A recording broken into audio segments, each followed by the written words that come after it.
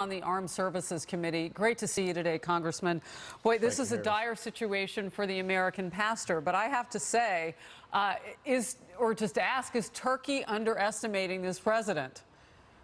Well, not only are they underestimating this president, they're underestimating NATO, they're underestimating Europe, they're underestimating world resolve.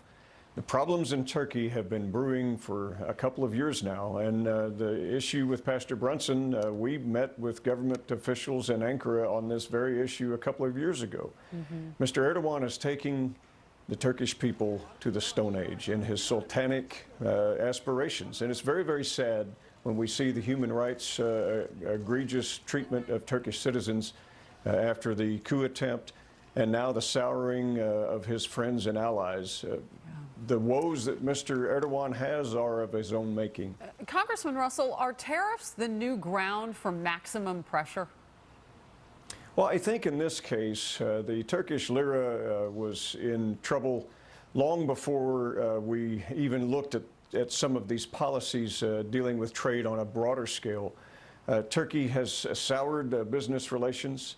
Mr. Erdogan arrested 100,000 or 50,000 of his own citizens on trumped-up terrorism charges.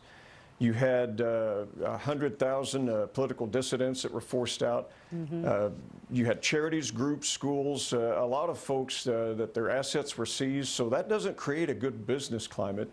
And then he failed to follow the basic principle. Tyrants can have power. Markets have more power, and he's learning that lesson right now in a hard way. Well, and we're even watching some of the reverberation here at home as we check the big board for our markets here. I mean, this matters, and our economy is strong. Theirs is not. I thought it was interesting, though, to hear the leadership say, you know, we'll be in a better position. We'll begin with better U.S. Turkey relations if you stop these tariffs. Better than what? Well, that's the real question. And then what's the outlook? You've got Mr. Erdogan that is distancing all of kind of the culture and history of what we've seen since Mustafa Kemal and the Ataturk movement over 100 years ago, when Turkey decidedly cast its lot as a European, Western, modern country. And now Mr. Erdogan, we don't know what his aspirations are, but he is harming the Turkish people. And it's very, very sad. We all watch it. We all have friends. Turkey, you know, as a soldier, I served with NATO allies, even sponsored Turkish officers. It's just a very sad page we see going on right now. Congressman, can you compare this to what we know to be true about how Iran treats its people? There seem to be some similarities here, particularly when you talk about taking Americans and then expecting, as he put it, a new page to begin in our relationship. Well, and they're trying to accuse a humanitarian, Pastor Brunson. And when we had investigated and looked into this matter, he was not proselytizing in his faith. He was following Turkish rules. They were doing great humanitarian work there. We had asked that he be moved to not where he was in prison. He is under house arrest now, but it's still wrong, and now he's not being given any fair treatment.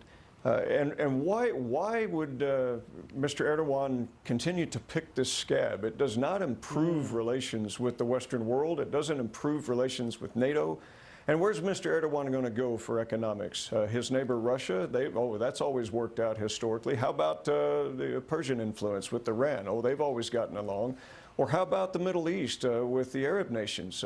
They still are stung by memories of the Ottoman Empire. Mr. Erdogan doesn't have a lot of friends, and he's not making new ones that are going to be in his favor.